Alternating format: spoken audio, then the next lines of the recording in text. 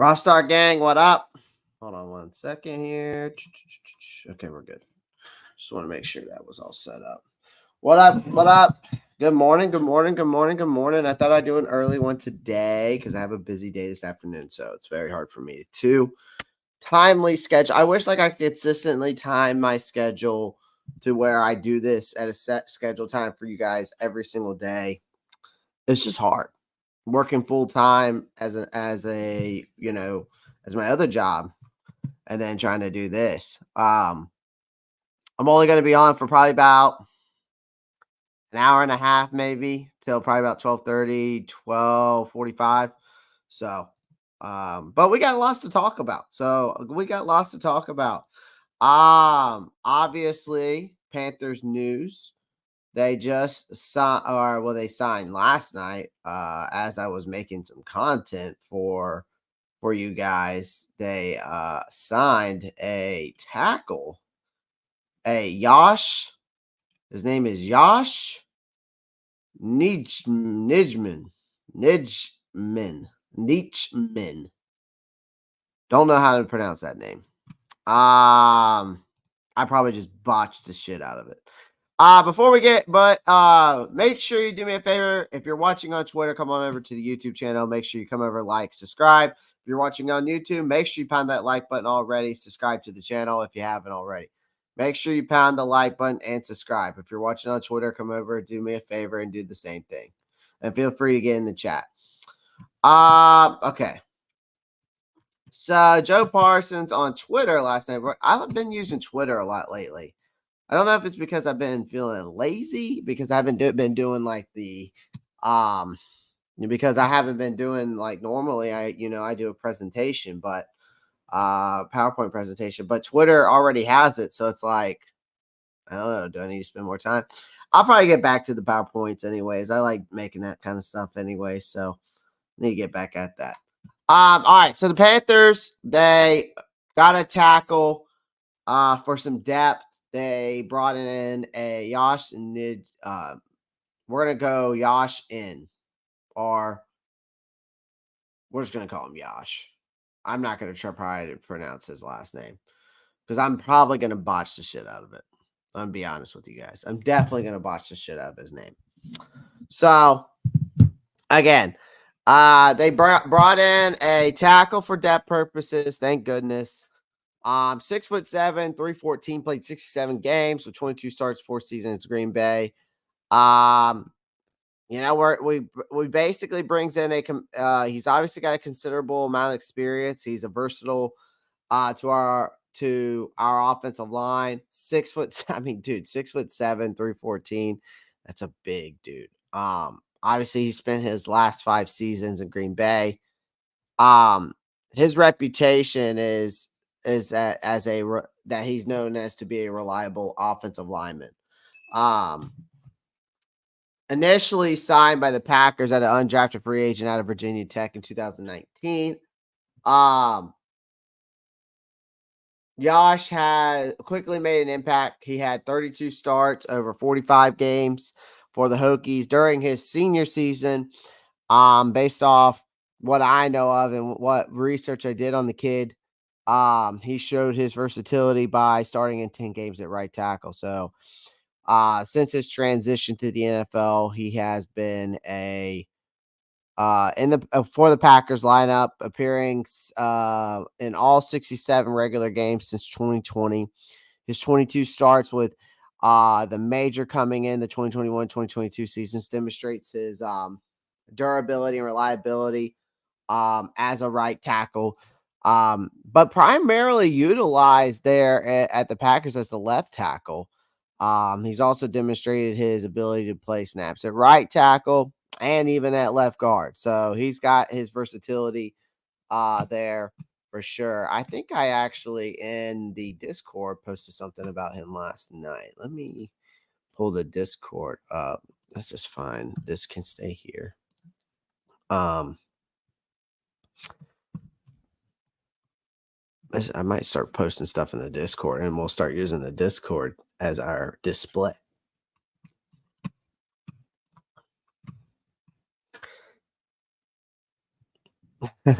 Zach was in there this morning at 10:56, already talking about it. Say the one thing Yosh Nijman can be both is play left tackle, right tackle. Yeah, I did my research last night because here it is.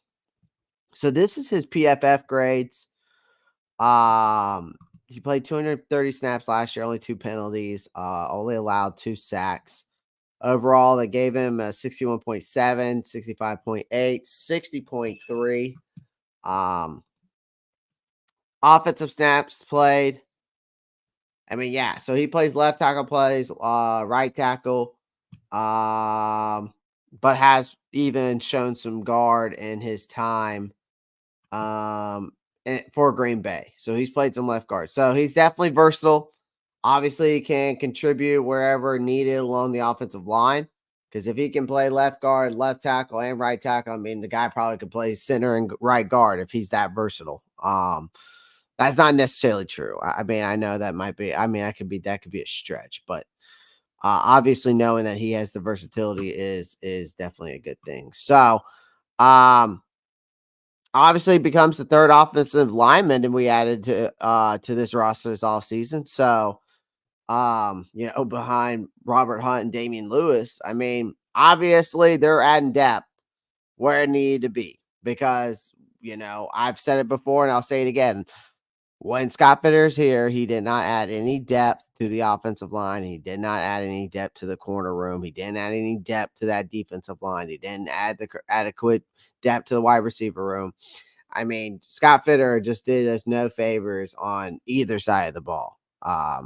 He just adequately could not bring talent in here. So, it worked out. I mean, it's a good signing for us. I'm pleased with it. So, I can't be too mad about it. I can't be too mad about it. It's a solid signing in my opinion. Solid signing. And apparently he can block field goals. But apparently from Zach in the chat, in the Discord chat. Did we restructure Big Shaq? So yes, we restructured Shaq Thompson. Mad Chatter. He got 3.1 million out of it, and just straight up, and we got 3 million saved in cap space. I mean, that's the best. Like, I could go into more terms about it, but that's basic terms. Okay, seeing people celebrate this guy as Icky's replacement. Yeah, I mean, I don't think that's the case here. I don't see him as Icky's replacement. I'm not celebrating him as Icky's replacement. I'm celebrating him as we actually are doing something that Scott Fitter should have done a long time ago, and which is adding depth to places that we need it the most. Which I still believe we need to add more depth in that corner room. I really do. But we are more weak right now in that linebacker room and the pass rushing room. So I'd rather add some more depth there as of right now. They kind of both. Icky will be fine. If not, tackle then at guard. Yeah, I mean, they're going to have the versatility there between Yosh and Christensen to rotate between the left guard and left tackle position. If Icky just comes back his third year again and is the same person, right? So we'll see, but we shall see. Chat, do we have any Mike Williams clowning news? Clowning news, nothing. Mike Williams is supposed to meet with us this evening. That's all I know, Mad Chatter. As of right now for the Mike Williams thing, all I know is that from Sheena, she put it on Twitter the other day that we're supposed to meet with, or last night, I think it was. Let me see. Yeah, it was last night. Here it is right here. I'll share my screen with you. Last night, right here, Mad Chatter. See, Mike Williams is meeting. She put that at 8:59, scheduled to arrive tomorrow evening. So it looks like Mike Williams will be tomorrow evening. All right. So it sounds good. I mean, again, I don't want Mike Williams here. Again, y'all, I told y'all about it last night. I posted a short about it last night. I don't want Mike Williams here. As much as I get what Mike Williams can bring to the table. As much as I get what Mike Williams can bring to the table and what he could do um for Bryce if he stays healthy, he could be a great development piece for Bryce. All right. I'm just not sure I'm willing to take that risk on a 29-year-old wide receiver who's only had one full season without an injury. So that's the point I'm getting at. And for Michael Gallup, I just don't think he fits what the wide receiver position we really need, right? We need a big X outside wide receiver, and I just don't feel Michael Gallup fits that. Again, he could come here and surprise me for all I know. But we'll see. We'll see.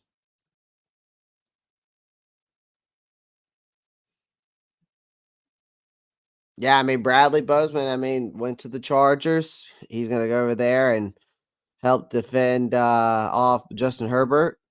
Now send out Corbett. I think that we'll see what happens with the Corbett situation. We will. Oh my God, bad chatter. Captain Morgan like that. Okay. 49ers shopping Brandon Aiyuk heavy. Yeah, they are.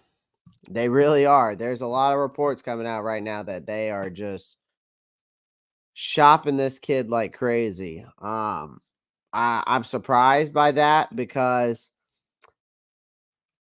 I mean he was your if Debo goes down and you don't have Brandon Ayuk, who do you got to replace him? That's the biggest issue here. That I would say for the 49ers situation. That just doesn't make sense to me. I wouldn't be shopping him. I think that you need to just go ahead and sign the guy his money. He's had how many seasons has he had as 1,000-yard wide receiver? I mean, he is coming off his best year. But I think he's only he's gonna get his 5th-year option. I mean, he's coming off the back-to-back. He's coming off the back-to-back 1,000-yard seasons. I mean, last year he had 1,000 yards, 8 touchdowns. This past year he had 1,300 yards and 7 touchdowns. So, I mean, he just wants to get paid. I mean, the 49ers trade rumors is that, the trade rumors for him is just insane to me. It doesn't make sense. If I'm the 49ers, I'm doing whatever I can to keep Brandon Aiyuk in San Francisco. So, would you trade 39th pick for Aiyuk? I would. I would do that. I think Ayuk's good enough to come in and play right now.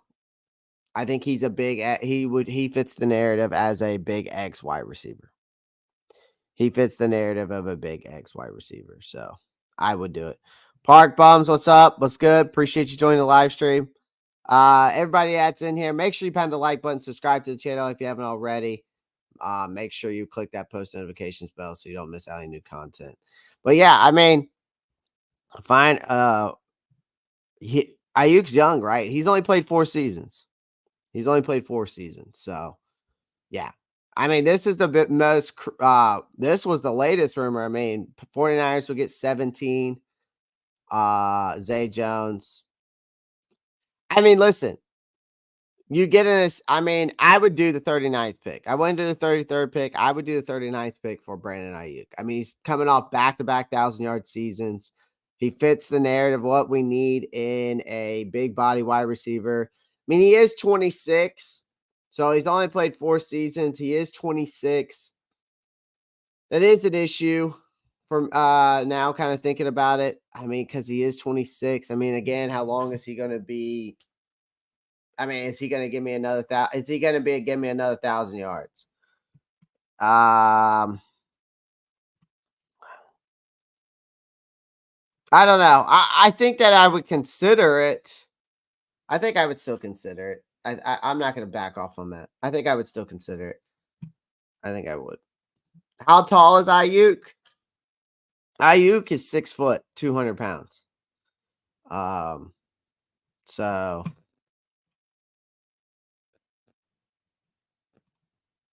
T. Thompson, I don't agree. I don't disagree with that either. Someone just asked me if I would do it. I would consider it.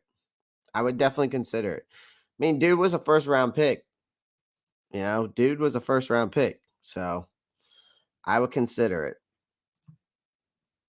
Mike Williams today. Yes, Black Mamba. We're meeting with him tonight, apparently from Sheena on Twitter. She posted that last night. So Aiyuk is definitely a number one wide receiver for sure. For sure. Some of these wide receivers in the draft, 6'4" and fast. I wonder if Bryce can throw to an open guy. Matt Cheddar, I think that's what we're trying to figure out. Can he do so?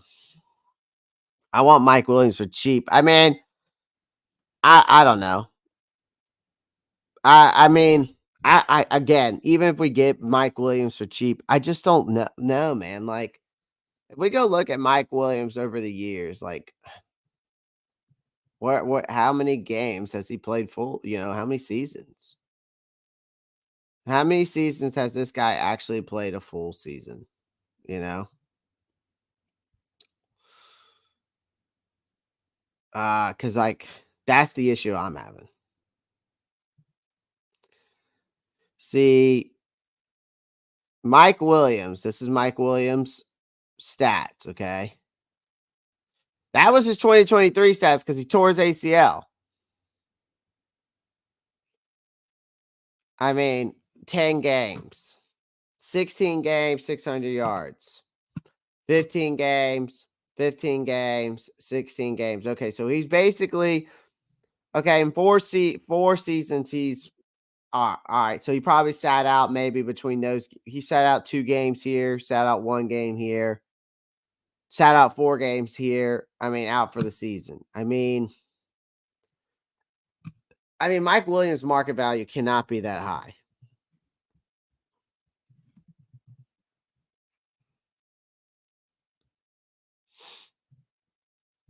It just can't be that high.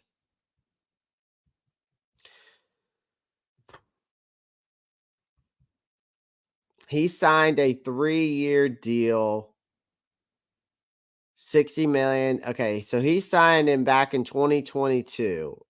This was for 2022 to 2024. He signed a 3-year contract, 60 million, including a $21 million signing bonus, 40 million guaranteed, and an annual salary of $20 million.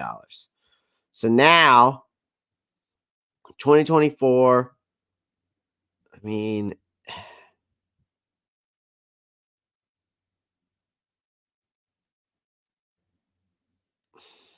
I want to know what it is, but here's the thing. How much is he really worth? Do you know what I mean? Like, how much is he really worth? Why can't we just draft our wide receivers, develop them in a deep wide receiver class? T. Thompson, I'm not opposed to that either. I was just saying I wouldn't be opposed to getting Brandon Aiyuk.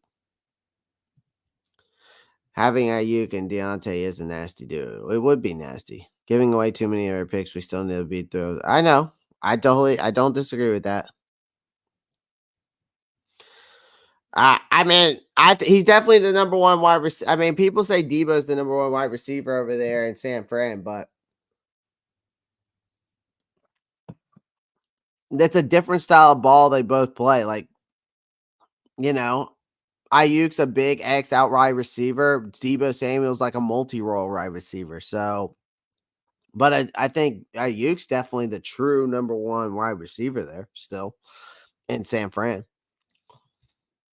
Is there any pass rushers who you would try and trade the 39th pick for? Oh man. Not right now. No. I think that here's the thing. Like I think we could get a Chop Robinson. Okay, like in the second round. He might not fall now. I've seen that a lot of mock drafts where he's not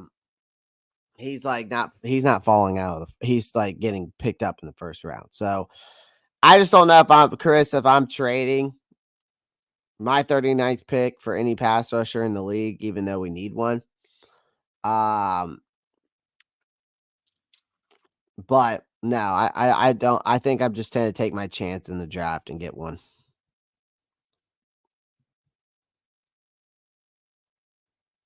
I honestly feel more comfortable starting Clay at quarterback. I can throw the ball about 50 to 55 yards. That's as far as I can throw it. Can't tell you it's going to be accurate though. Did we meet with Michael Gallup? I can give you I can it's crazy. I can go through quarterback play, but I can't even play it myself. I'm too short, man. Too short. Did we meet with Michael Gallup? Haven't heard much news. We're supposed to meet with him this week. They keep saying this week, but there's no set date. Black Mama. There's no set date. T. Thompson does not like the fact that we're trying to give away draft picks over here. Marcos Cash at my bad. Never say your comment was good. Didn't mean to ignore you. Okay. Another guy that won't be ready for training camp. Exactly. Give me Leggett and Burton. I'll take Leggett. Burton, we can leave out D-Cash. Burton is a locker room killer. I've heard too many things about that drama queen. I'm good on Burton. I'd take or leave the fact that we don't get Dalton Kincaid is crazy. Dalton Kincaid would be nasty. But we ain't getting Dalton Kincaid because he's on the bill, so don't worry about that. I'll trade a third to the Lions for Jameson Williams. No need to waste any of our draft picks.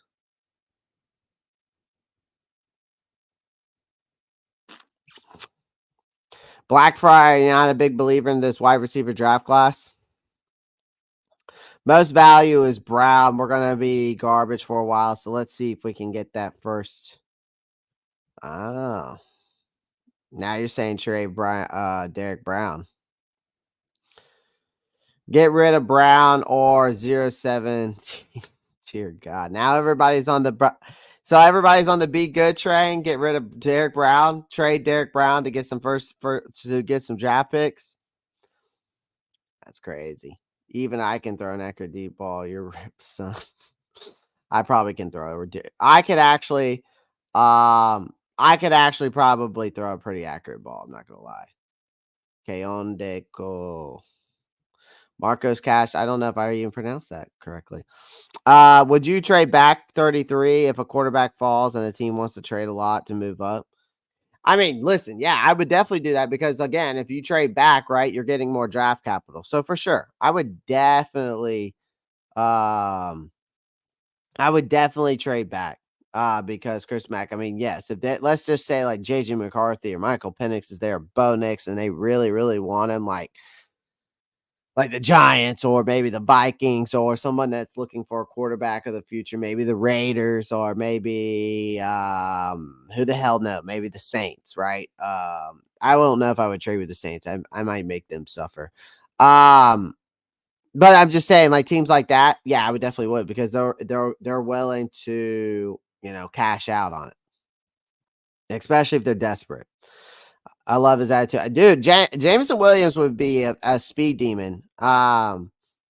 He would be a great wide receiver for Bryce, obviously with the connection there. But I don't know if I want to give a draft pick up.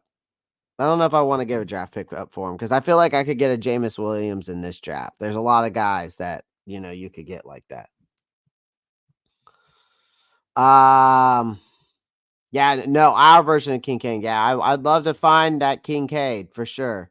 I just don't know who I would I don't know who I would say is like a Dalton Kincaid, maybe like a Cade Stover, could be like a Kincaid. But he seems too small. I mean, Brock Bowers is more to me like a Gronkowski or like an Alex Gonzalez or an Alex not Alex, what was his name?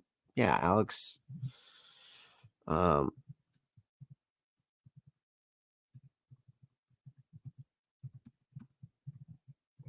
what was his name? What was it like? Tony Gonzalez.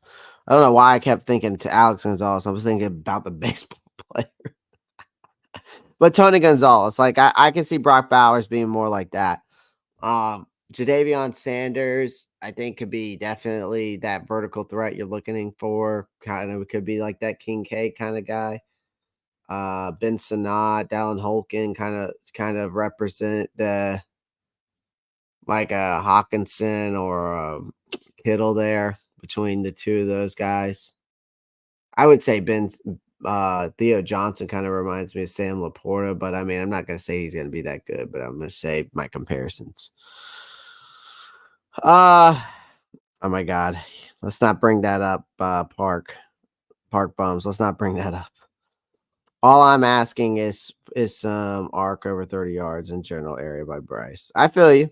I want Keon Cole and Peyton Wilson, but enough with the trade talk. Derek Brown needs to be extended. Yeah, I mean, that's what's going to happen either way, y'all want it or not. That was Dalton that threw the deep pass to Chark against Seattle. He dropped it. Yep. I remember that Matt Chatter, unfortunately. Can we do a couple mock drafts? Yeah, if we have time today, we will. All right, let's get into some other news here. I really want to talk about the Carolina Panthers cap space. So let me get to that real quick.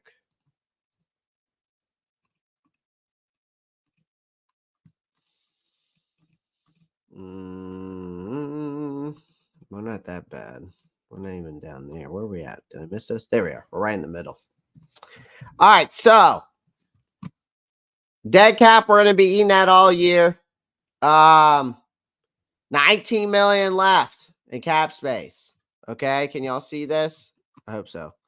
The Panthers, honestly, I'm going to be honest with you. The Panthers have strategically managed their cap space pretty well during this 2024 offseason, I have to say. It's making moves to clear the room to get acquisitions, right? While structuring incoming deals to maximize their flexibility. So they're going to eat all their dead cap this year in 2024. So then when they go into 2025, they will have no dead cap and they will have top 5. They will have top 5 cap space. Look at that. No dead cap. So there's no dead cap over here now. Look. Over $111 million to work with. Okay, obviously that will change because obviously they'll have to if they choose to re-sign some guys, pick up some options, right? Even despite already making several acquisitions, including trading Brian Burns, right? I'm going to go back to the 2024 cap space, which obviously took a huge load off with that 24 million cap, right? They released Bradley Bozeman and Von Bell. The Panthers still have room to make additional signings. Got 19 million. The team has been prudent in structuring deals with small base salaries in the first year, allowing the relatively cap hits for 2024 season compared to the total value of contracts. Okay. So the key signings obviously were Robert Hunt, Damian Lewis, Sean Robinson, Josie Jewell, Dane Jackson, Jordan Fuller, even Yosh, right? I mean, all have base salaries of like 1.1 million for this season. Okay. Which is crazy. 1.1 million. 1.125 is the exact number, as you can see right here, right beside Robert Hunt, actually, for this season. That's how much he's getting paid. Like, that's insane. Even after that deal. So while the details of deals like for DJ Wanum, Kavlon Chasen, Jordan Fuller are not fully disclosed. Wanum's 2-year deals worth $12.5 million, which should suggest a rough estimate of his cap space, which I think is around. If we go down here and look at it, see if I can find him. His might not even be that much. I mean, damn. Look at Deshaun. No, that's Deshaun Jameson. Never mind. Yeah, they haven't. Okay, so it's disclosed right now still. Okay, I didn't know if they might have updated or not. So obviously these are the guys that we've re-signed. But for some reason their salary is disclosed. So there's like a rough estimate right now, the cap space on here. Assuming a similar structure to Dane Jackson's contract, I think Wanum's cap hit could be around $3 to $4 million for each. of the next 2 seasons. Factoring in approximately like 6 million for incoming rookies. The Panthers are left around 9 to 10 million under the cap before considering deals for Chasen and Fuller. Chasen and Fuller contracts are not expected to be significantly a big impact on the remaining cap space, with Chasen likely to receive a prove it deal, and Fuller being a safety, a position that's typically not a commanding high in salaries in free agency.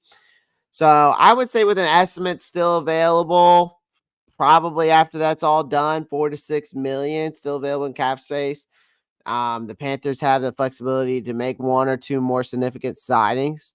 They have, obviously, we've all been talked in with players like Mike Williams, Michael Gallup, Davion Clowney, and others, and have the means to pursue any of them if they choose to sign with Carolina. I kind of hope it's Clowney over Gallup or Williams, because I think we need to add to the pass rush. I know that we're going to do it in the draft. I feel like we should do it in the draft too. But I mean, again, that's the reason why we're taking all the dad cap hit, though. That was one of the things I really want to see this. So look, I'm going to show you this again. All right. Dead cap hit right now, we're going to be eating all of that, $46 million this year. Okay. This season. Okay. Watch what happens after that. Nothing.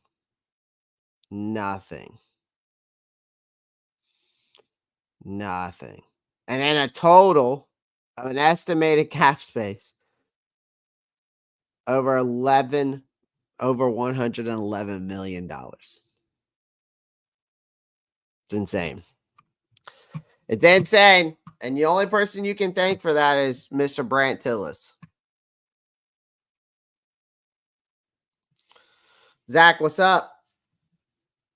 Clay was supposed to do was supposed to find a good deep ball example. We still need a quarterback of the future. Clay, you need to get on the PNP podcast. That collab would be dope. I did it. I collabed with him in the past, correct, Chris? It's been a very long time since I have. In the next year or two, Flame, build the team up. My first is my opinion. In the next year or two, Flame, build the team up. Yeah, we got a cap wizard, so you can thank Brant Tillis for the cap space. I mean, it's just insane what this guy has done here, and it's crazy to me. Um, you know, is that cap? I think Bryce had 50 impressions against Georgia in the season. Wanu was a great pickup. Yes, he was, Flame. Clay, can you find the clip? It would make me feel much better. What clip, though? I'm not sure what clip we're talking about. I don't even know what clip we're talking about. At least they're getting the dead cap out the way. That's positive. Exactly, JP. So, I tell you what. I mean, they've definitely done what they needed to do. I love this contracts activity, because this is what we need to.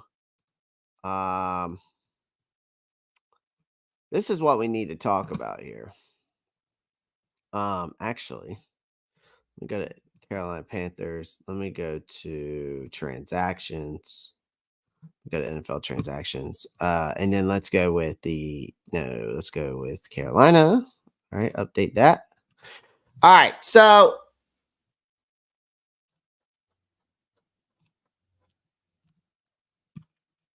okay, perfect. Here we go. So this is all of what we've done this offseason as in free agency. Okay.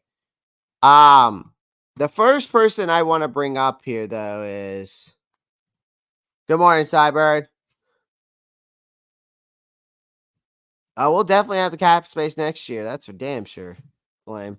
How many games for you to prove it you think Bryce can show if he shows no sign? Clay, how many games to prove it to you to think Bryce get okay?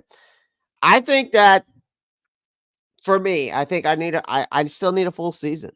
I just need a full season of them, and what I think they've done so far is, again, they've gone in here and they've done what they needed to do by getting Damian Lewis and Robert Hunt, bolstering up that offensive line.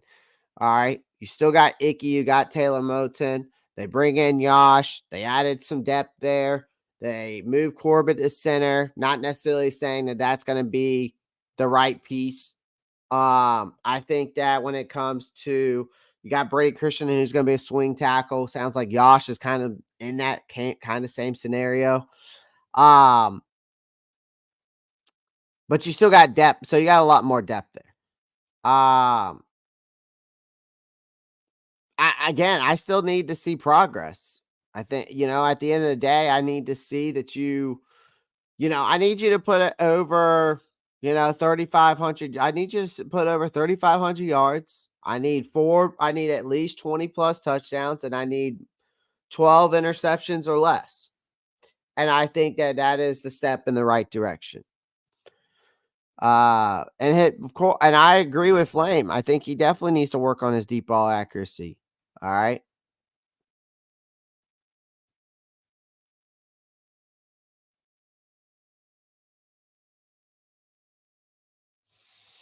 I definitely think that.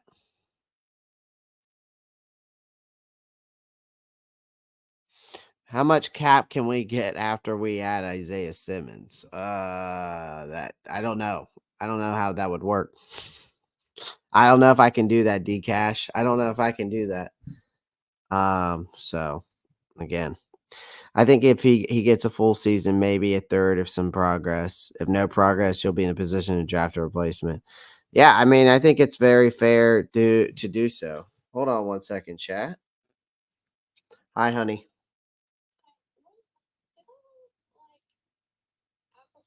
Yep. Yep. I put it back in the fridge.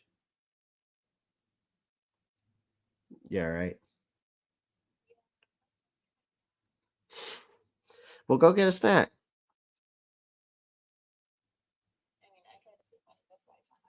I'll send you some money to go get you a snack.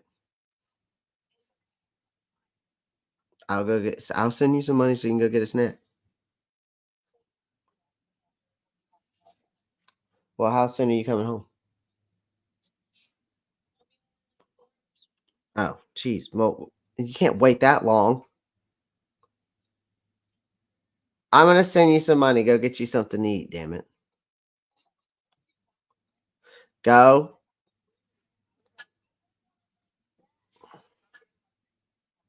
All right. All right. Well, if you change your mind, let me know. All right. Bye. Jesus. My girl leaves her. She goes, I left my snack at the house. I said, well, I don't know what you want me to do. I'll send you some money to go get something to eat, but like, my God. I'm not trusting Corbett as our starting center yet, especially after his injuries. Yeah, no. Neither am I. Neither am I. I think we still got JP. I think we got to get a Zach Frazier, man. I think we got to get a Zach Frazier, at least a Drake Nugent in this draft. Or Delmar Glaze out of Maryland. I mean, you got to get one of those centers. Bogues Limmer, JP. Like, those are my top four. Like, JPJ is my number one, but those are my four centers that we can get. Or Cedric Van Pran. Like, you got to get one of those guys, man, to come fill that void.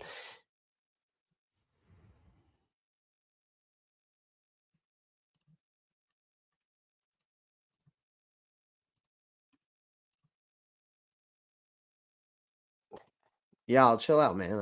I have a girl. Like, she's my girl. Like, calm down, calm down. I ain't no sugar daddy. Shit.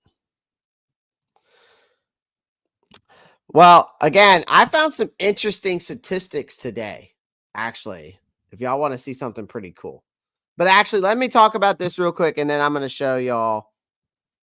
I'm gonna show y'all something pretty neat that I found. I want to talk about Deontay Johnson.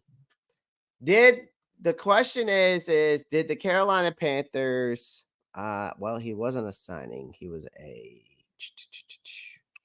trade. I want to talk about Deontay Johnson real quick. All right. I want to talk about this cat real quick. I think that we might have found a steal. And here's the reason why. Okay. Obviously, there is a calculated risk, though, in this situation for the organization. While he brings undeniable talent, particularly his ability to create separation on the field, there are some concerns about his off-field behavior, attitude, whatever you want to call it.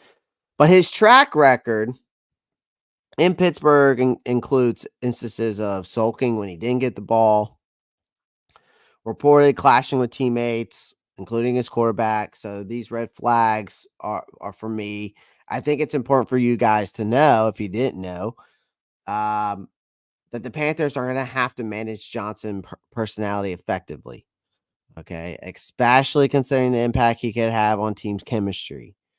However, the Panthers wide receiver room currently lacks significant competition for targets. Okay.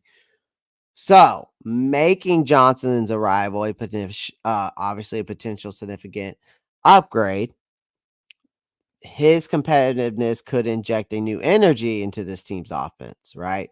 Kind of that reminiscence of the passion that Steve Smith Sr. had, right? Brought to the position during his time with the Panthers.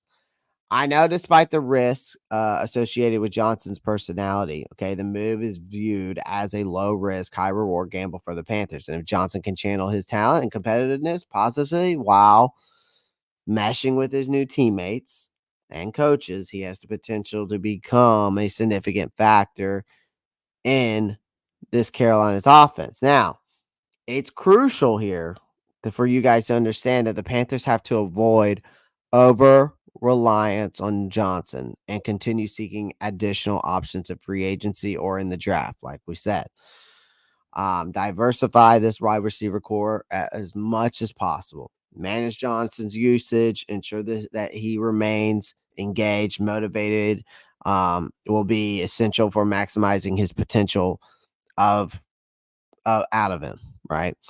Ultimately, the contract situation with his deal up for renewal next spring, that provides added motivation for him to perform at a high level in Carolina. So maybe a change of scenery could indeed be what Johnson needs to reach his new heights in his career, and then provide the Panthers and effectively manage his personality and integrate him into this team's culture. So I think that is the biggest thing here. And I think that was the best move that Carolina made in this free agency, right? Like the best move to me was the Deontay Johnson trade, right? Because you address a significant need in a wide receiver. One that also creates separation at top in the league. So the guy gets open. A talented wide receiver, right? And that's what he's known for, his route running. Okay. And the ability to create separation. So this wide receiver core struggled to provide last season the adequate support for Bryce Young. Okay. Johnson's arrival is expected to provide an immediate boost to the pass game. Okay. Despite surrendering cornerback Deontay Johnson, a late round pick, the Panthers get that. I mean, as of right now, he's the number one wide receiver, in my opinion. Right. If where he started the season now, he's the number one wide receiver. Okay. The worst move in free agency, though, for us, I felt, was the Brian Burns trade. And here's the reason why. In contrast, the decision to trade Brian Burns to the Giants, I think, was a misstep. Now, I'm not saying that I was not opposed to trading Brian Burns, because I wasn't. You know, if you know me and watch the show enough, I was not big on signing Brian Burns that $30 million deal. Just didn't think it was worth the return. that we were going to be getting into that kind of investment. The return, but you getting a return of a second, fifth round pick and a future fifth round pick. Some of us may seem it's reasonable. The perceived of undervaluation of Burns, particularly in the comparison to previous trade offers, right? With the Rams that offered us 2 first round picks and a future second, right? A first round, a future first, and a future second, right? But the problem is that Scott Fitter poorly managed Brian Burns. He poorly managed every asset that this team ever had when he was here. That is the biggest issue. He failed to do every single thing to keep any key or committed players or key players. And then what I meant to say was it showed that he wasn't committed to the key players, right? Especially considering his previous trade value. So obviously there was a lack of foresight and proactive decision-making by Scott Fitter. And ultimately, Scott Fitter handling the Brian Burns situation has to be raise some questions about their ability to effectively manage their roster and capitalize on the player assets. I don't think that's going to be the case with Dan Morgan and Brant Tillis here now. I think that completely changes. But I want to say that was the worst move because I felt that based off previous market value that we got offered for Brian Burns, you couldn't even get a first round pick or at least an extra second. You couldn't at least gotten the New York Giants 2 second round picks. So that's why I say those were the 2 worst trades. The best move and the worst move, I would say.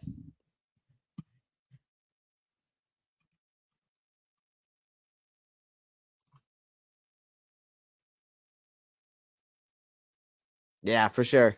I think Zach Frazier probably will be our best bet if we want to get a high quality center.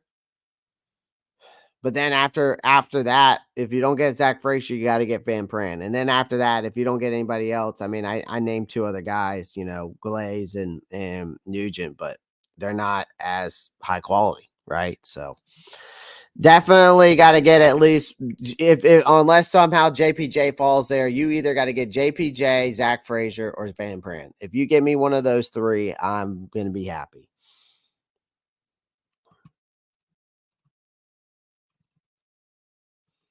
Yeah, Steve Smith was the same way for sure.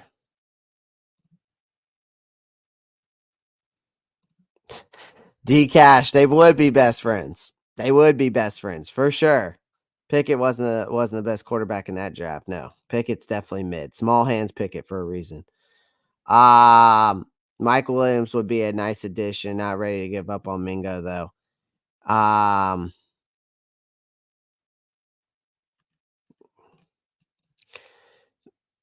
Yeah, y'all want to see something crazy? Look at this shit. Look at this shit that I found. I found some crazy fucking stats here. So look at this. So this, okay, right here. All right. This is crazy. Okay. Wide open. 78% of the time, 66 catches, 57 yards after the catch. That's the 50, or not 57 yards, but like yards after catch rating. 57, 66. Deontay Johnson. See, Brandon Aiyuk is number 1. I'm just saying. That's why I said he's wide receiver number 1 in San Francisco. There's a reason why I say these things. I don't say it just because I don't know. I say it because I know, because I find facts. Right? I do my research. I do my homework before I come on my shows, guys. Like, look at Adam Thielen at 33 years old, ranked almost top 10 in open catch and yards after the catch.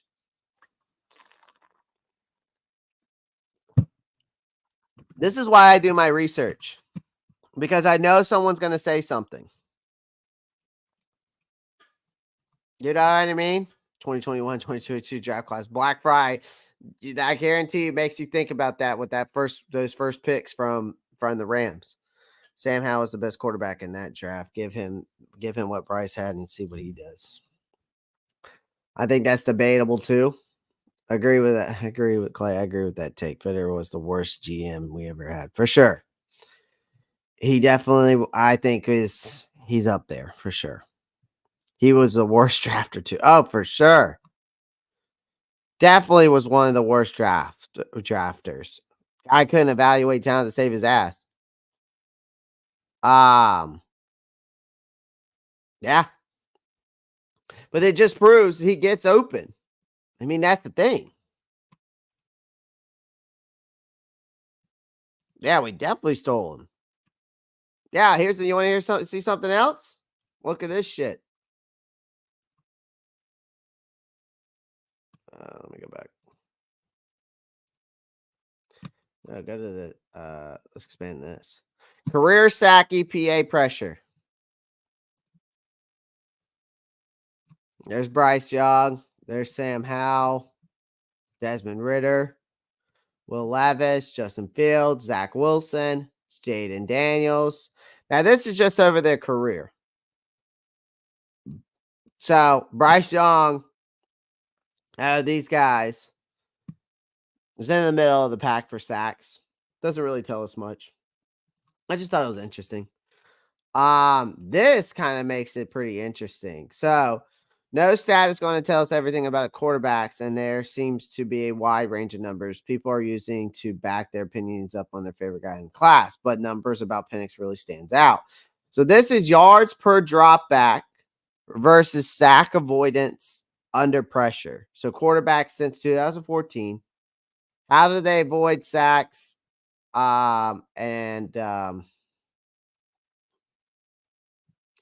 got Bryce Young over here. So pressure to sack percentage, yards per drop back. And then Bryce is right here under Trevor. So there's Trevor Lawrence. There's Bryce right there. Do y'all have any questions on what this is and how this chart works?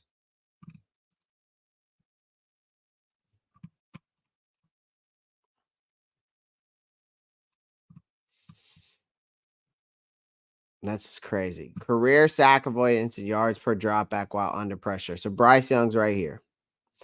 Michael Penix is all the way over here. And then you got Hendon Hooker and Sam Howell over here. It's crazy.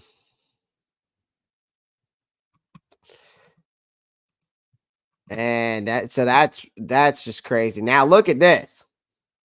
Receiver track data scores, first read target shares. Okay. Look, so these are receiving open scores via track data, first read target shares last season. Look at it says, look at Jonathan Mingo and then look at the Washington receivers.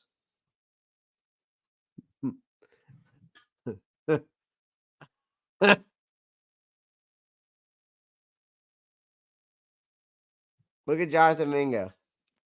Open score, first read. Jonathan Mingo open score is absolutely fucking atrocious.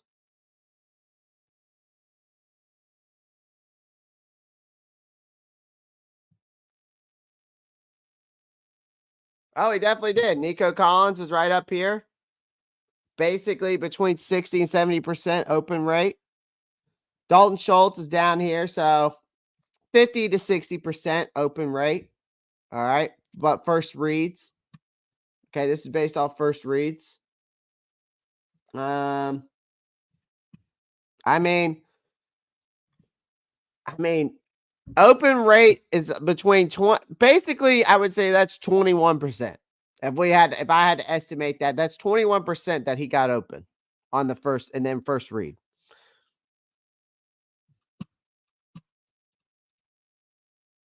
You know what I mean? Like,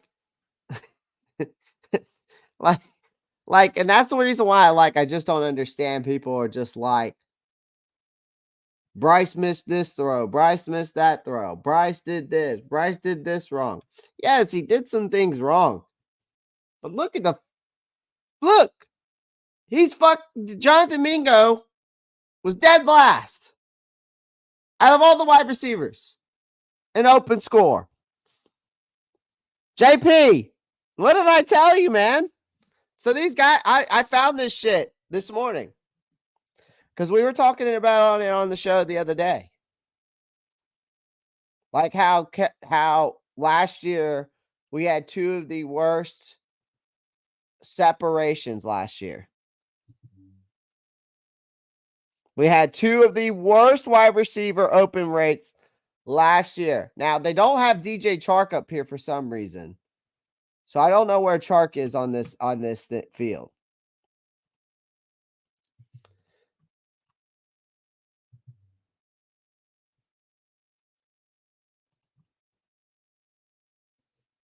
But look at that. Jonathan Mingo, Thielen. Thielen was the only one that seemed to get open. I wish Chark was on this board, but I don't see him.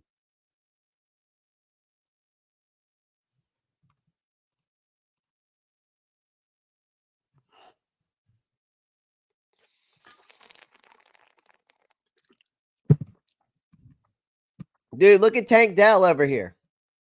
Nico Collins is right here. Had two guys that were getting consistently open. Tank Dell was getting open almost. Look at that. 80%, over 80% of the time. Keenan Allen is insane.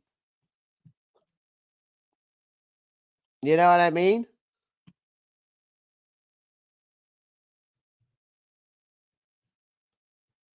Nico got open, though. 65% of the time. Jonathan Mingo obviously didn't. 21% open rate.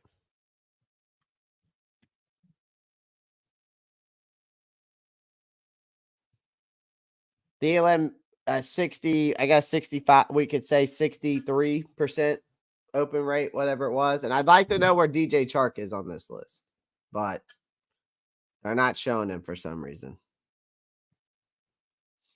I don't even see his name through here, which doesn't make sense to me.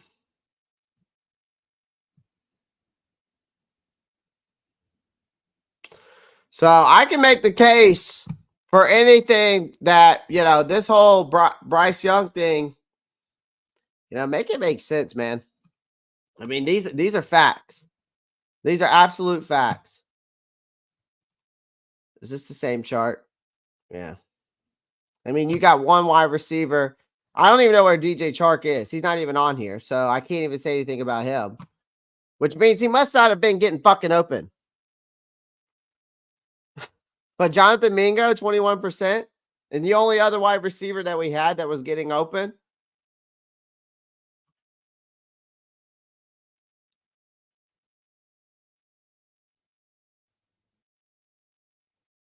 I mean, how can you say that, Flame Jesus? Jonathan Mingo's not getting open. 21% open. It says open score. Separation. Make it make sense. Damn, you have to get open for the guy to get the ball to you, dude. Like a quarterback has to get the ball to a guy that gets open. It doesn't make sense. You can't say a quarterback got his grade up because he got him the ball. Yeah, because he also got open. That's why it's called separation and open. Make it make sense. I didn't call people names.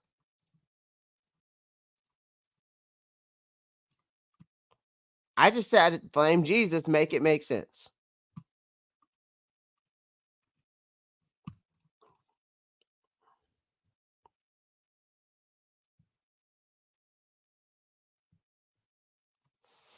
That's what I'm saying.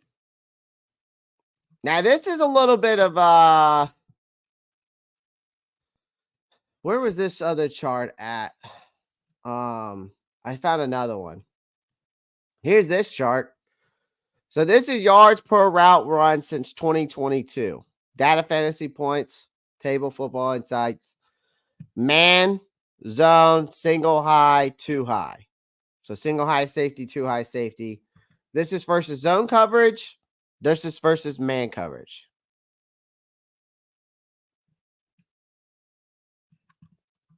I mean,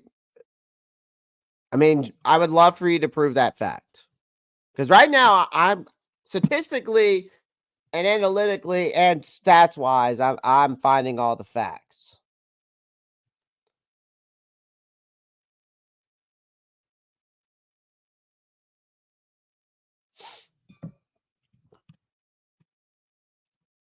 All right, let's not call people names. That's what Flame Jesus is getting at. Flame for Jesus is getting at. No need for names. No need for names. But DJ Chark, this is yards per route run. So this is saying that Deontay Johnson immediately becomes Carolina's most efficient wide receiver from a coverage matchup standpoints. Yards per route run versus man zone and for single versus two high since 2022. Since they think they should add to the wide receiver room come draft time. Still think they're saying that they still think they should add to the wide receiver room. This is called Football Insights, JP.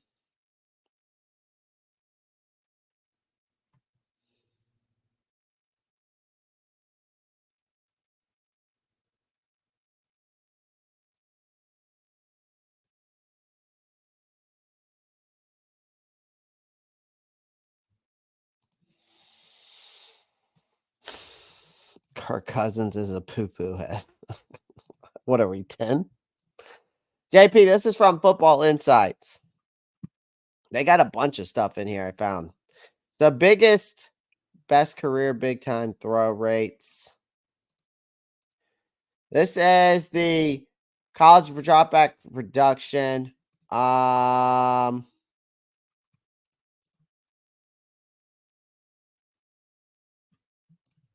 Oh, for sure, AJ.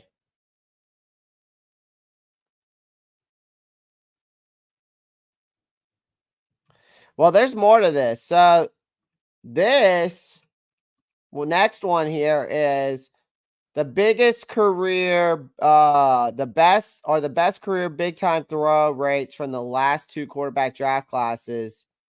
And if you look at it from here, you got Drake May, Bryce, or JJ McCarthy. Also avoid sacks. So this is pressure to sack. Okay. This is pressure to sack. Now they're just showing mainly what they're not like. They're just showing guys like that. I don't know if this is from including in college or if it's including NFL and college. I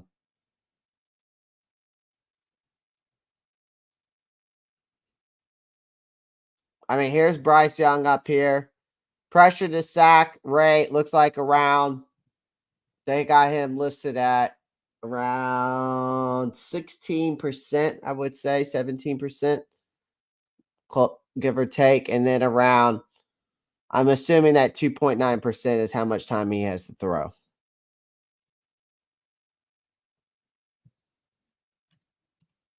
But I'm assuming that the ones that they're just showing are obviously for college.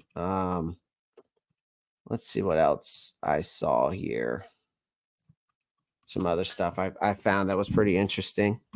This was pretty interesting to me that I found as well. Was this college totals via PFF? Brian Thomas and Terrace Marshall Jr.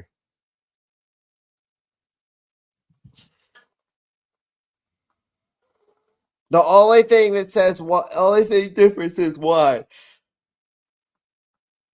which is crazy to me.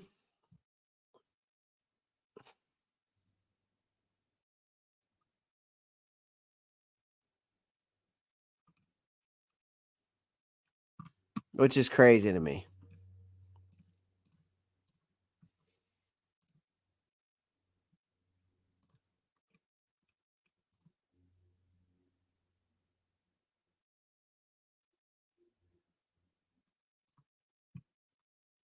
So that's a crazy stat right there. Where was the other stats I wanted to show? There's some other boards here. That one with Jonathan Mingo over there dead last is just insane to me. Quarterback prospects, career sack avoidance, right. So quarterback prospects, career sack avoidance, right equals better, and big time throw rates. So the right equals better. So that's good to know. Big time throw rates, he's at 6%. Pressure to sack looks like around 16%. And then so they're saying from this you want to be on this side of the bracket.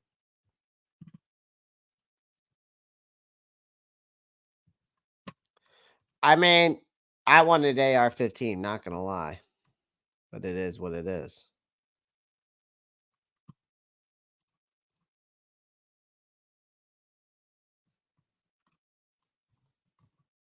Sacks allowed and overall pressure sack conversion rates. So, okay, so what does this mean? So, how often the quarterbacks were at least partially responsible for pressure faces, and how? Oh, this is a good one. Okay, so because I forgot about this one. So this next chart is how often quarterbacks were at least partially responsible for pressures faced, and how often they converted pressures into sacks. All right, and this is college totals, but it kind of makes me wonder. Um, says JJ, Nix, and Bean are still sitting nicely. So I'm wondering.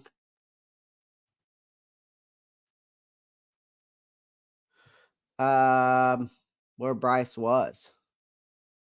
How many did he cause by his own footwork and self-allowed pressures, right? I want to know what that looks like because we always talk about how his footwork is the issue.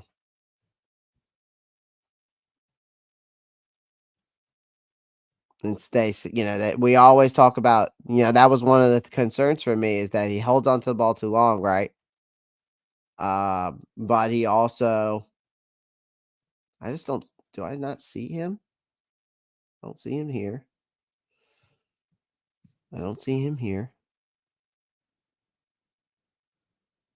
Am I missing Bryce? Okay, so he's over here. Self-allowed pressures.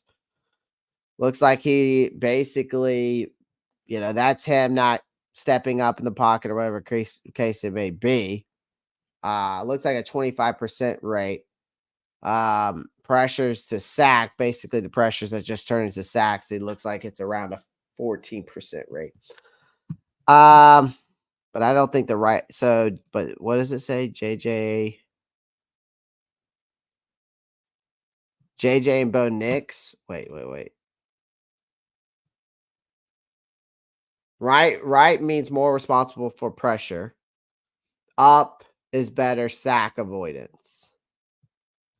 So Bryce is actually good there. So that's actually a good thing. Never mind.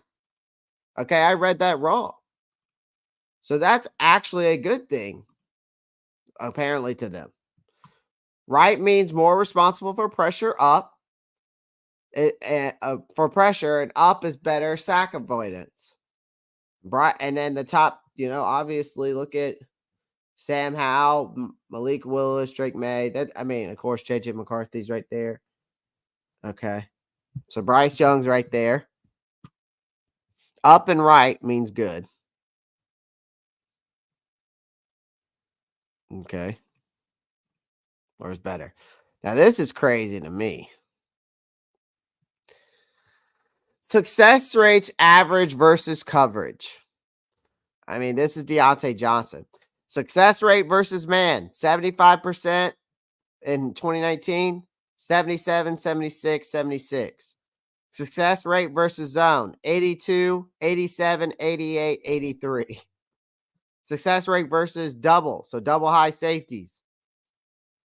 I'm pretty sure that's what it means, two high safeties. I think, but I could be wrong. 71.4, 87%, 68, 72.7. Success rate versus press. So man press, 75. Damn. I mean,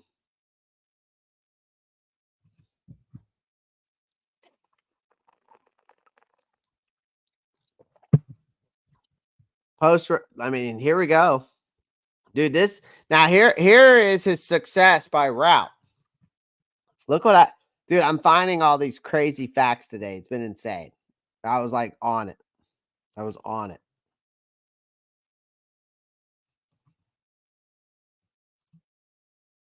Flame, I appreciate that comment because I do too. 55 people are watching, only 29 likes. Don't be a slacker. Pound the like button, you fools. So, another thing I wanted to show you about Deontay Johnson is that success route by 2022. Okay. This is his route tree. Found his route tree.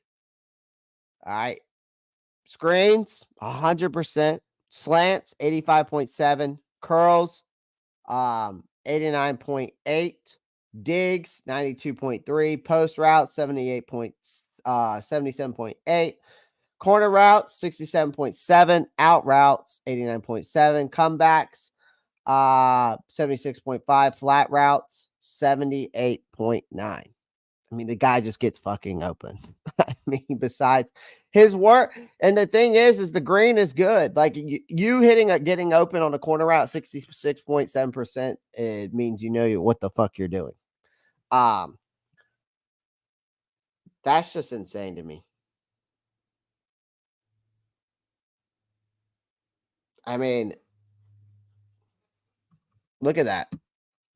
That's insane. Here is an interesting one for draft purposes. I found this as well. Receiver production, draft class. So this is based off production. Marvin Harrison's still number 1. Malik Neighbors is number 2. Roma Duzier 3. Troy Franklin 4. Keon Coleman is actually number 5. All right. Brian Thomas is 6. Adonia Mitchell 7. Lad McConkey, whatever you want to call him, 8. I mean, this to me tells me a lot about what we're getting out of these wide receivers, and the production rate you're going to get out of these guys. I love finding stuff like this. They're setting up Bryce for success with that trade for sure. Oh, I don't totally agree with that, man. I totally agree with that. So, but for this though, these are my top wide receivers that I think Carolina is going to be able to get. Okay. Even based off this chart, I think that you're going to be able to get, or even like based off, other things.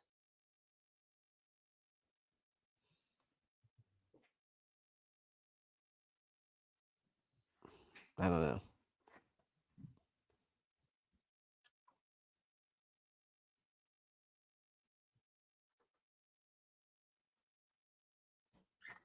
Did you come back home for your snack?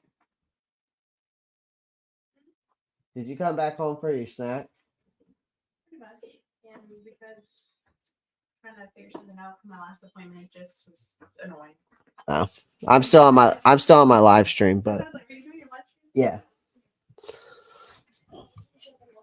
Yeah, you're fine. So based off the so this is crazy. I love finding these things. Now here is an interesting chart that I really want to go over real quick. This was from November of 2023, so last November. How often quarterbacks to throw to open/wide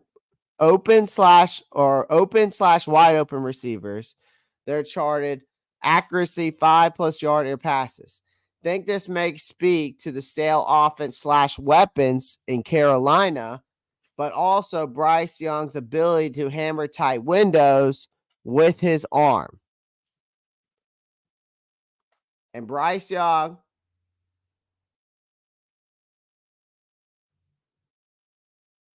is all the way up here.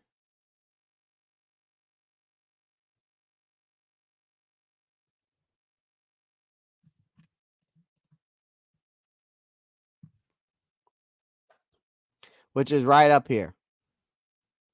Bryce Young is right up here. Percentage of throws where wide receivers were open for separation. Well, look how low that percentage is.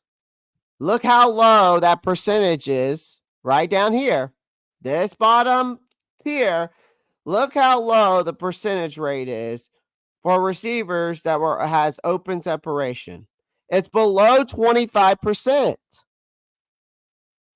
Look at how highly accurate the throws were.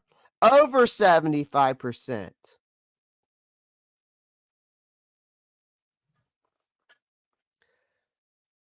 I'm not saying the guy's a franchise quarterback, but what I am saying is we have to give him a chance.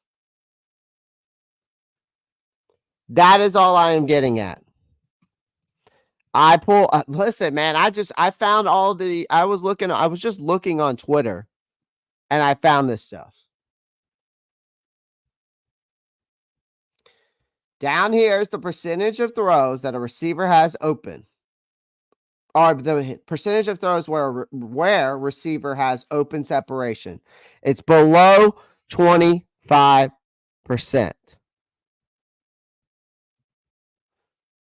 Oh my God. Mad chatter. Chill out, bro. Chill out. I have to block your ass, bro. Is this just a make Bryce look like Patrick Mahomes? Because I'm loving this. No, I'm not trying to make it Patrick Mahomes. Not trying to make him and say that he's the franchise guy either.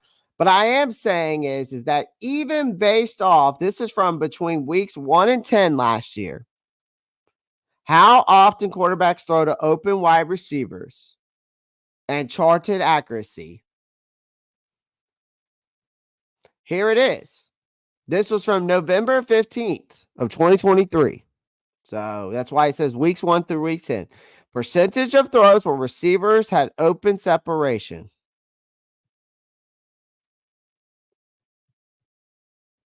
Below 25%. Highly accurate rate. Above 75%. I mean, I don't know how much more. I just don't know how much more I have to do.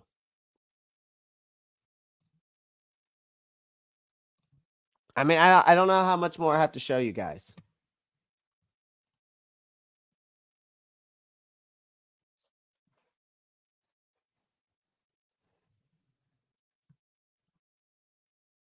I just don't know how much more I have to show you guys of that. So,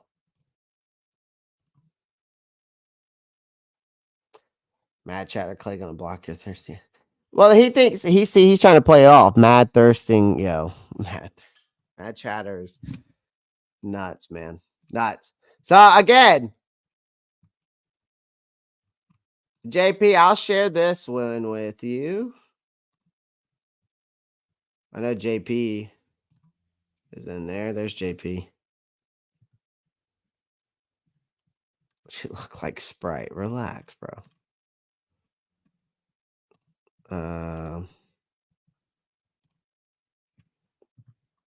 JP needs to share this with JP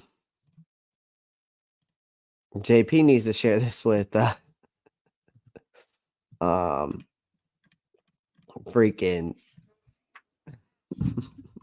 we just got a lot of people that this stuff needs to be shared with.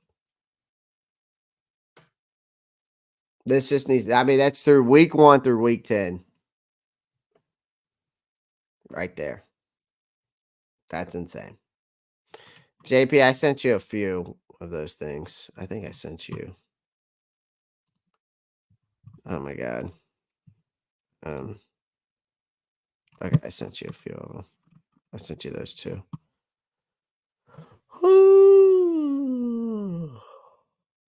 All right, let's get into the next thing. So, overall, if we go back to the free agency, okay, if we go back to this whole free agency right here, okay, did the Carolina Panthers win? Okay. All right.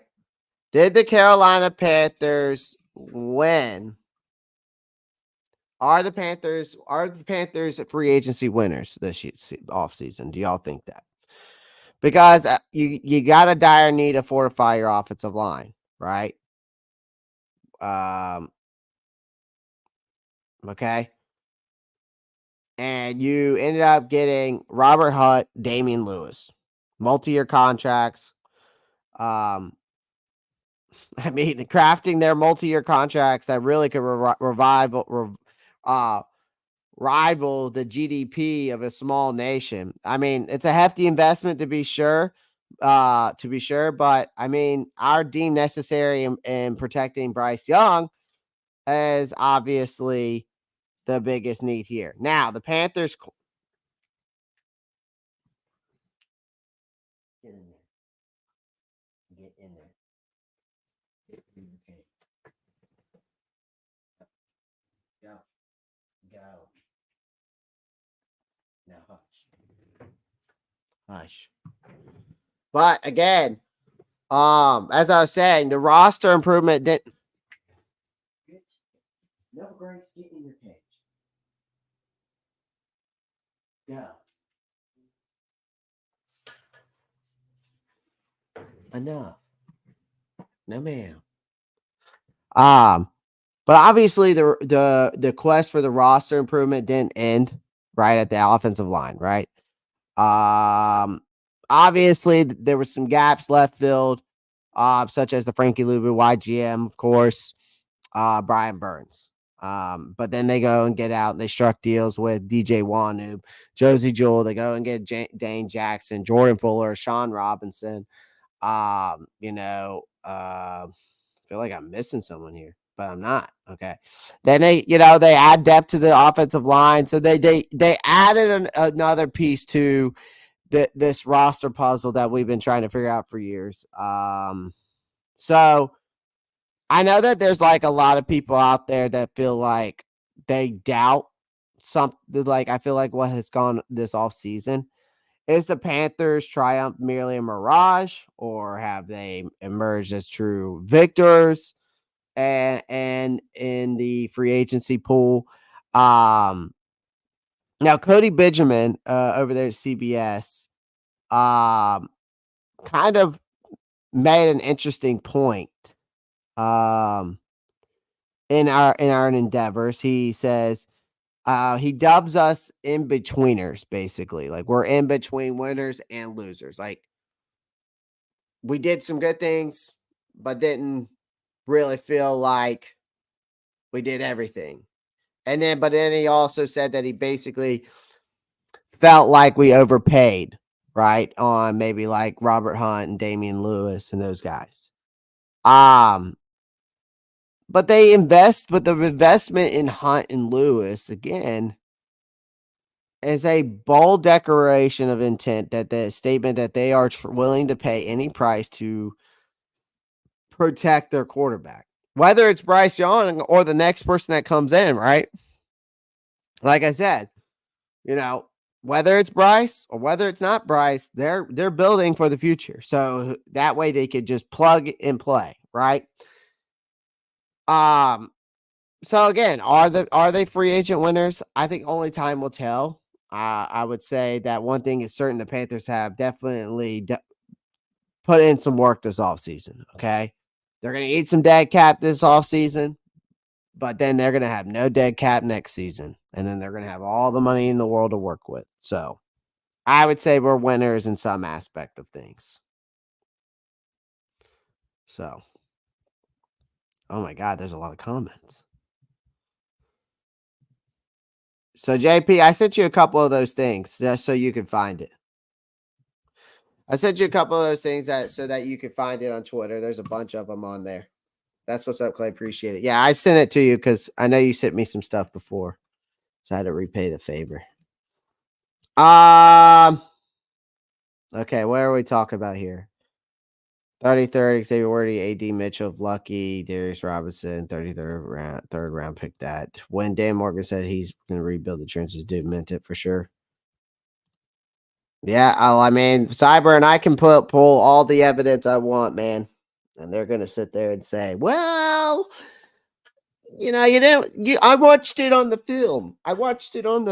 Well, you can watch on the film, but you can also go off of statistics too. Like, people miss things. People miss things. Yep.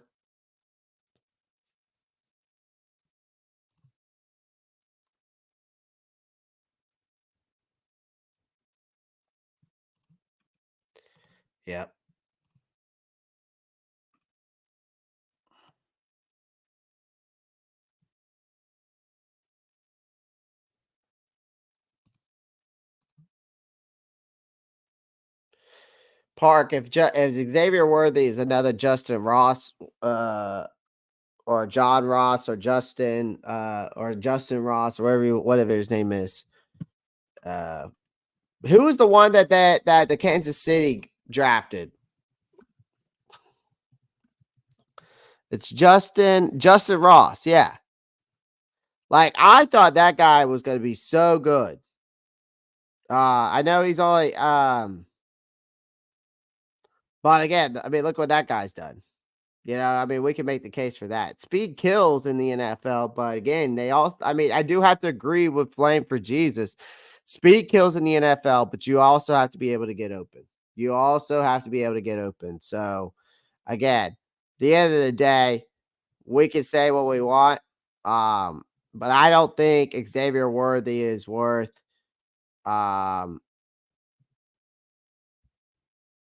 it. I mean, I think Monk might be a good one for sure.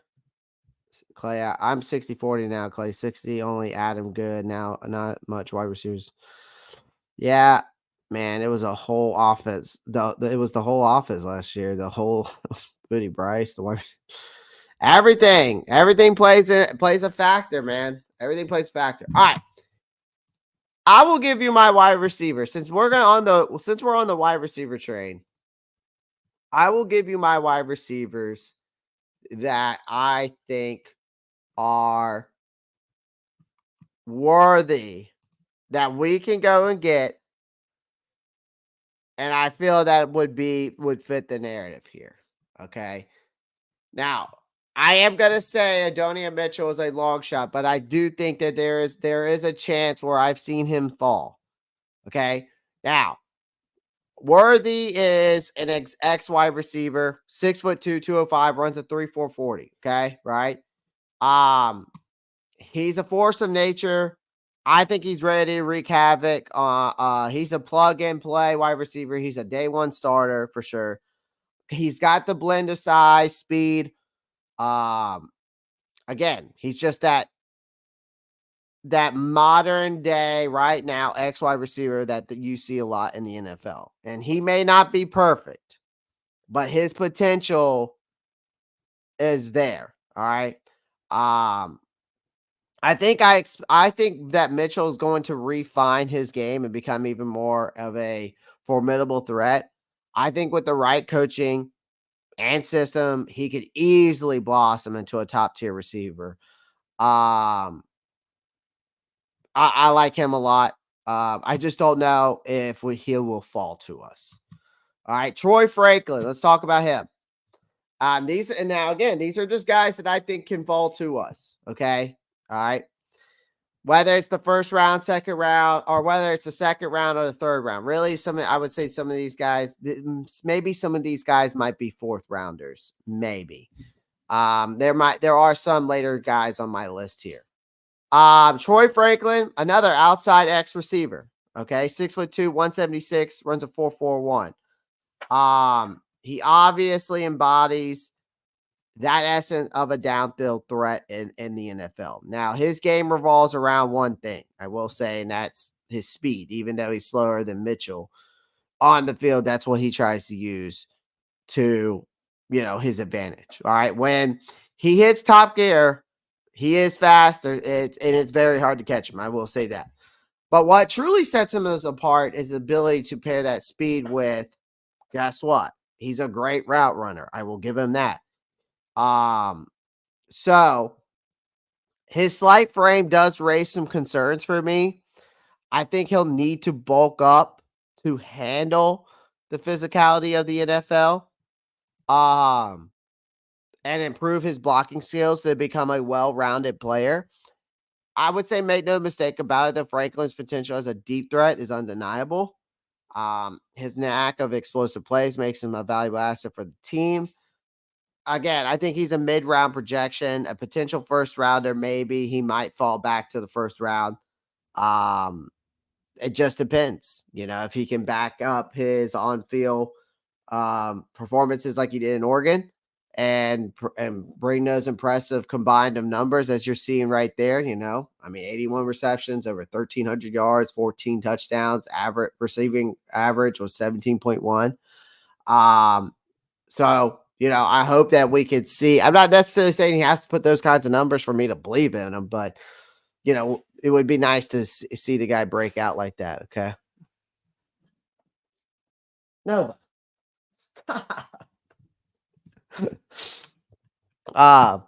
Let's go back. Let's go to the next wide receiver. I'm finishing out the live stream after this. So Ladd, let's talk about Mr. Ladd. 6 foot. All right. 186. 439. A tantalizing mix of precision, agility, versatility. Projecting well at the next level. While concerns about his ability to handle physical corners and consistently creating separation does linger with him, I think his adaptability and work ethic will be something that will give him a significant role in the NFL, especially in schemes that can exploit his agility and route running. I think he can be a solid pro player and can be a complementary piece in a pro style offense. I'd say middle round projection. I would still say probably still second to mid second round. We'll see how it shakes up. See how it shakes out for him. Let's get back. Let's get to my next guy. I can't not talk about Mr. Xavier Legette. Now I would say Xavier Legette is a multi-role. I believe he's a multi-role wide receiver. Yeah, he can play the outside. He could be the outside X wide receiver, but I think he could. I see a lot of Deebo Samuel in this kid, not just because he's from South Carolina, but I've watched the kid play for the past couple seasons in South Carolina. Obviously coming off his best season, but he's 6'1", 221, 4.39 40. Obviously a physical specimen, insane measurables. A lot of people say that he reminds. A lot of people say that he reminds people of DK Metcalf. I don't think I don't see as much DK Metcalf in him as much as I do Deebo Samuel.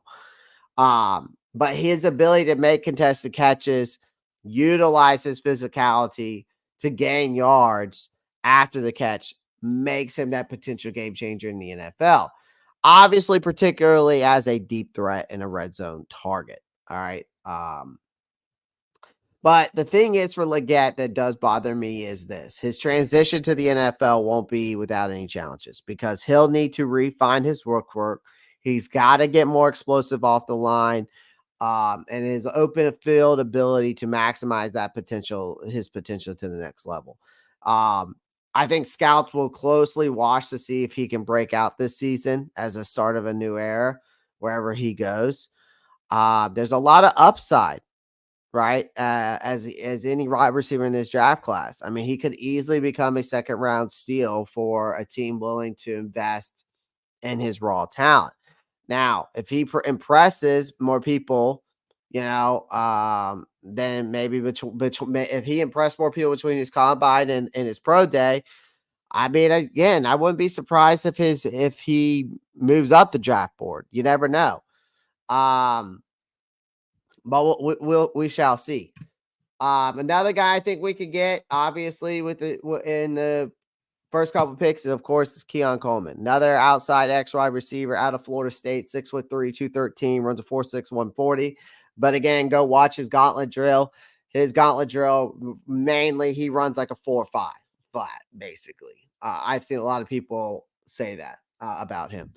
I think he emerges as one of the top receiver prospects in 2024. It was just like I was showing y'all earlier with the college football wide receiver production thing. I mean, Keon Coleman on that list is top 5 in production in this wide receiver draft class. So obviously he's got raw athleticism, which is undeniable. He's got areas to grow for sure, but his route running, he might need a little bit of route running and technique refinement, but the blend of talent and his skills just makes him a valuable pick here. Likely to be selected in the second. Maybe he falls to the third. I doubt that. I think he'll be a second round pick. Again, but Coleman continues to hopefully work on his craft and refine his game as time goes on. Now, everybody in the chat, as they were arguing, of course, there's always an argument in this chat for some reason lately. Xavier Worthy, okay? Obviously, speed kills, but he's a multi-role receiver. 5'11", 165. Speed definitely showcases explosiveness, athleticism, electrifying playmaker ability throughout his college career. I'll give him that. He burst onto the scene as a freshman with an impressive display of speed and agility, and he quickly became a standout performer for Texas. But despite his slight frame, I will say that his skills extend beyond pure speed. Okay. Worthy's skills extend beyond pure speed. I will say that his route running is actually pretty damn good. It's not that bad, actually. It's not as bad as like what people really make it out to be. I think he's got reliable hands. I think in fearlessness in traffic makes him a dynamic threat on the field.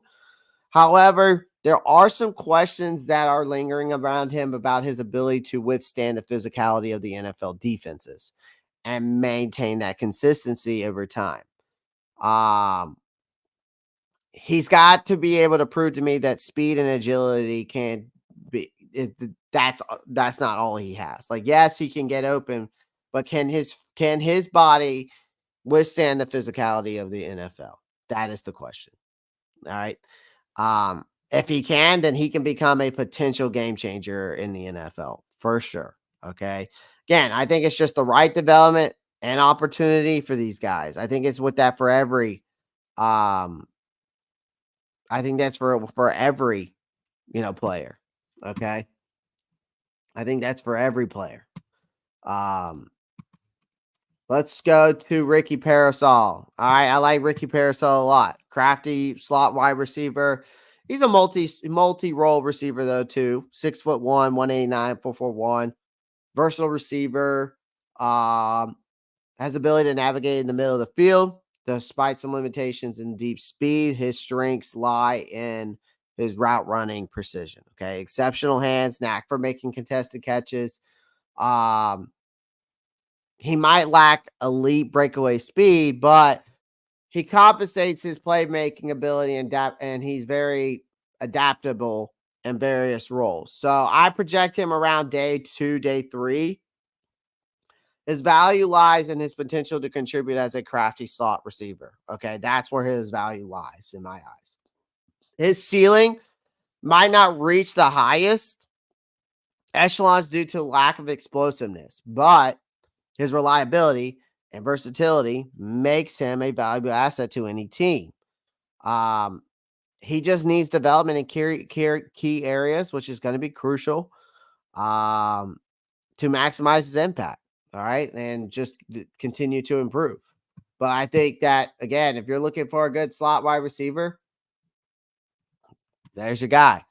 Now, this is Malachi Corley, 5'11", 215, out of Western Kentucky. Now, here's the thing about this guy. What I know about this kid is that he's the yard after the catch king. At least that's what I've heard. All right. He's more of a slot receiver, but I do like what he brings to the table. 5'11", 215, runs a 4.46. A lot of upside for this kid, I will say that. All right. He's highlighted by his dynamic playmaking abilities, adaptability from cornerback to wide receiver at Western Kentucky, by the way. He went from cornerback to a wide receiver position. He's known for as the Yak King. That's what they call him, Yak King. So yards after the catch King. He excels in run after catch scenarios.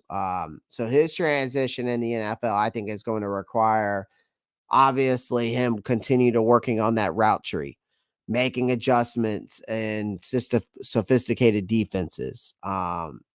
Corley's natural talent and football IQ, I think, suggests he can be an impactful offensive weapon at the next level. I think you got to maximize his potential and you must focus on expanding his route tree. Again, I think that's the biggest thing you have to do with Malachi Corley. Leverage his strengths, right? And continue developing him. And hopefully wherever he goes, they do so. I like Corley a lot for the Panthers as well. Now, Devontae Walker, the vertical threat. Again, an outside X receiver, 6'2", 193, runs a 4.36. A big, potent vertical threat, right? This past season in North Carolina. His ability to stretch the field, create big plays, I think makes him an exciting prospect for this team, or for any team, right? Whether it's here in Carolina or wherever else. He's a dynamic deep ball receiver. He's got the blend of, size, speed, length, explosiveness. That's what sets him apart as a rare vertical weapon in this draft class. However, his game is not without of areas improvement, which is everyone does, right? Physical attributes make him a standout deep threat. The concerns I have is the depth of his route running. Okay, his route running skills and his adaptability to the diverse demands of the NFL. Because his proficiency in zone plays is evident, but he needs to refine his route tree. All right, technique. He needs to expand that route tree to maximize that potential. Okay. His tendencies is to make big body catches, right? And then his below average blocking skills are also something that he needs to work on. So, despite those areas of improvement, I would say that his raw ability definitely specialized in the deep ball threat. You cannot overlook that for sure. His speed, ball skill, tracking skills, knack of creating big plays make him an asset, I think, for any team that's looking for a guy that's going to, either stretch the field or is a big zone attacker, right? So I like him too. Honorable mentions, I will say, are Jalen Polk, Malik Washington, and I'm going to also say Brandon Rice. Those are my honorable mentions as well. Okay. So I gave you a few breakdowns on some guys I think Carolina could target. But again,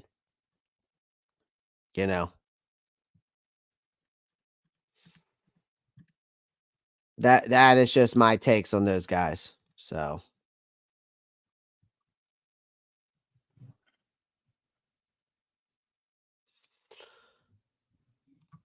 Mike, I just talked about him.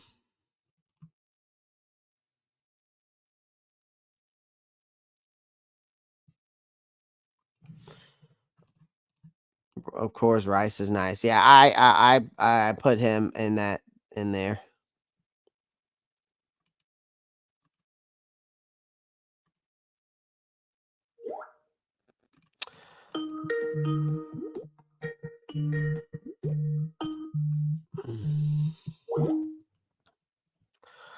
All right. Dude, y'all, I was going on a rant there and I can't even keep up with any of the comments.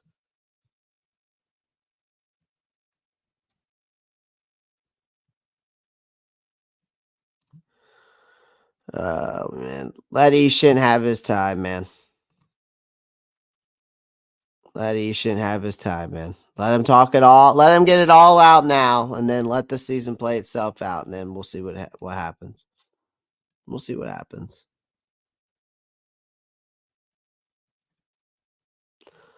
All right, guys. Well, I'm gonna hop off of here. I appreciate everyone joining the live stream. We talked about a lot of stuff today. I gotta hop off of here. I really appreciate everyone joining the live stream. Of course, if you're watching on Twitter, make sure you come on over to the YouTube channel. Make sure you pound the like button. Subscribe to the channel if you haven't already. If you're on YouTube, make sure you like and subscribe. I would greatly appreciate that. We should be at over 50 likes already.